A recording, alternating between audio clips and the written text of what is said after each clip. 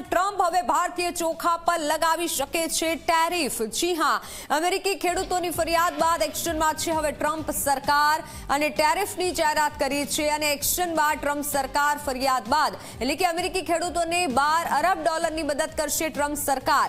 વિદેશી આયાતથી અમેરિકાના ખેડૂતો પરેશાન છે અને હવે કડક પગલાં લેવાનો સમય આવી ગયો છે તેવું ડોનાલ્ડ ટ્રમ્પે જણાવ્યું છે। ભારત સહિત કેટલાક દેશ ચોખા અમેરિકામાં ઠાલવે છે। બહુ સસ્તા ભાવે તેઓ ચોખાનું વેચાણ કરે છે।